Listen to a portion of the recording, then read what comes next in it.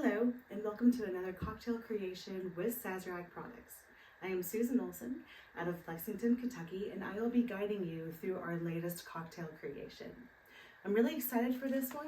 It's an old cocktail that has been around forever, arguably the oldest cocktail in the world, but we're just gonna put a fun little twist to it. You know, like I said, it is Valentine's Day, so if there is a time to spice things up, this would be it. But before I get into the actual recipe of the cocktail, I do want to share a little history with you. So clearly, I said one of the oldest cocktails, so we are going to be making an old fashioned. But I want to talk a little bit about the old fashioned. I mean, clearly it was not always called the old fashioned. You know, at one point it was the new fun and little exciting thing. So I want to give you a little bit of history about that before we go in and spice up that cocktail. Well, first of all, I do want to say that in 1806 is when we have the first recorded instance where we see the word cocktail. It was in a New York newspaper, and they just essentially defined the word cocktail as having four main components. And what's critical about this, these four components are still very, very, very important to cocktail creation today. We need to have that nice balance to really get a full body, just beautiful cocktail. So those four components that we have a spirit, obviously, we've got sugar, we've got water, and we have bitters.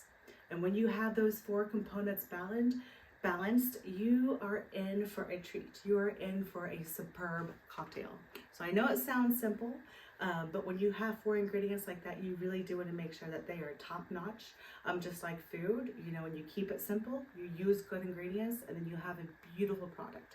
And so that is what we are going to be doing with our old fashioned. So to back up a little bit, 1806, in the New York newspaper, we have the definition of the cocktail. So when people are going out to bars and going to their establishments to have a drink or a cocktail, that is typically what they were getting. Now, it was more popular for that cocktail to have whiskey in it. So a little bit down the line, after it was just called a cocktail, it was then called the whiskey cocktail. And then about in 1860, 1870, bartenders were able to get their hands on some new and exciting ingredients like absinthe and maraschino cherries and other different kinds of schnapps. And so they started incorporating these brand new exciting ingredients into their classic cocktails, into their whiskey cocktails. As we know, bartenders, we love to create, and we always love to be on trend and see what the new item is. So all of a sudden, when people were going to bars and restaurants and their favorite establishments, they were ordering a cocktail, but all these little changes were happening. Maybe they had some absinthe or something in there. And while that's new and exciting, you're always going to have some people who love their classics, who love it the way that they've always had it to what they're used to. So people just started naturally saying, I want that old fashioned. I want that whiskey cocktail, but I want you to make it in that old fashioned way. I don't want any of this fancy new stuff. I want it the old fashioned way. So hence, we have the term old fashioned for one of the most popular cocktails even today. You will see it everywhere. So now you have a little bit of history of the old fashioned. Like I said, we like to change things up and spice it up a little bit. So I'm going to be taking the classic old fashioned recipe and spicing it up with Fireball. Because if there's any time of the year you want to add a little heat, a little spice, a little that is Fireball. The time to do it is Valentine's Day. So, all right, so let's jump right in and let's go ahead and get started with our Fireball Old Fashioned. Okay, first, you're gonna have your classic rocks glass. That's how we wanna have them. And I will say the original cocktail back in the early 1800s did not have ice. It was typically served on the rock or just straight up. Not on the rocks yet, but straight up, because really ice wasn't as easy to get. So I'm definitely very happy that we do have the ease of having as much ice as we want in this cocktail. So I will be adding ice to mine today. But so first of all, we've got our rocks glass. And what we're going to do for this is we are going to take 1 ounce of the beautiful Buffalo Trace bourbon into your cup there. And now we're going to fire it up. This is what's going to make it spicy for you. Then we've got our Fireball, and we're going to do equal parts. Super easy. So we're going to do 1 ounce of Fireball to this one. Okay, there we go. Ooh, there we go, beautiful. Then the bitters. Do you see the little bit of theme here?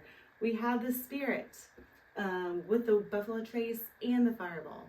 And I will say the sugar, in the classic old-fashioned recipe, you would muddle some of that sugar in with the bitters. But I do feel like there's enough sugar in Fireball. Well, I'm gonna add that part out, and then I've got a special little garnish that'll add a bit more sugar to the end, I'll show you. So we've got our spirits, and then I'm saying a little sugar in the Fireball to be for that. And now we have our bitters. So I'm going to be adding, about 3 to 4 dashes of the bitters in here, typically probably about 3. So 1, 2, 3. All right, I've got that. Now I know many times when you see me making a cocktail, I'm using a shaker, where I put a shaker in ice and shake it all up and then strain it, but not today. I do not want to use a shaker with ice for this cocktail. For one, the ice in there, when you shake it down, it'll add air into it, which sometimes is really great for cocktails. But in this instance, it would actually water it down a little bit, and I do not want to water down my old fashioned. I want to keep it as close to that traditional recipe where they didn't have ice. So I don't want to shake it right now because I don't want to water it down too much. So now that I've got my Buffalo Trace, my Fireball, and my bitters, you're just going to take it. And so this one, like I said, we're not going to shake it. So you're just going to give it a nice little stir to get it all mixed in together. Perfect. And I will be adding ice, like I said. So these are some fun little ice balls. You know, at home, I do not have the fancy little ice molds that a lot of places have, but I do have egg bite molds. And so I just put some water in my cleaned egg bite mold. And now I've got a beautiful big chunk of ice that I can use. So we're going to put that right down there, right in my cup here. So nice. So then now for the garnish to make it a little, you know, a very pretty classic old fashioned. I am going to take an orange peel, which I do want to say too, actually all these different kind of fruits that you see added into cocktails today that really did not become popular until about the Prohibition time. Because as we know, during Prohibition time, there was a lot of not so great alcohol being made out there. So a lot of bartenders with their creativity realized, all right, we've got a spirit that everybody wants and everybody wants to drink, but it doesn't taste very good. So they just started adding fruit and muddling down fruit and kind of putting a whole fruit salad into their cocktails to kind of mask the lower quality of some of the spirits that were made out in Prohibition. But luckily we do not have that problem today because we have fantastic spirits that we can work with. But it is still nice to have that little touch of fruit. And for an old fashioned, definitely an orange. You know, orange slice is pretty classic. What I like to do is you take a nice big piece of the orange peel and then you're just going to fold it and kind of squeeze it because we want those oils all over, just to lay right on top of that cocktail, because this is just as important for the aromatics as it is for the flavor. So when you've got those oils laying just beautifully right on top of the cocktail, when you go to drink it, you just have that really nice oily, you know, orange citrus scent. So I've got it really nice squirted in. Then I'm going to take it and rim my glass because I want to taste those oils as well. My peel is not as pretty, but that's okay. Then we're going to stick that in there. And then for Valentine's Day, just to make things a little bit extra special for this cocktail with your presentation, I did get some fresh cherries that I put in a jar and I covered them with Fireball and I let them sit overnight.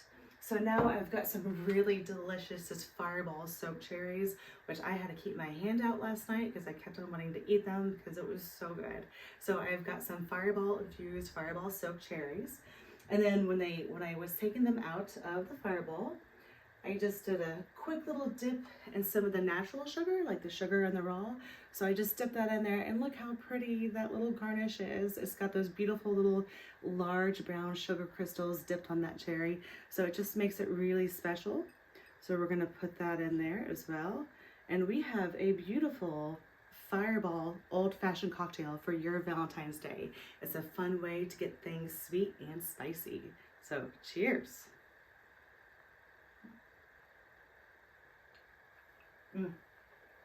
Oh man, that is so good. And thank you for joining me for another Sipping Sazerac with Susan. Thanks.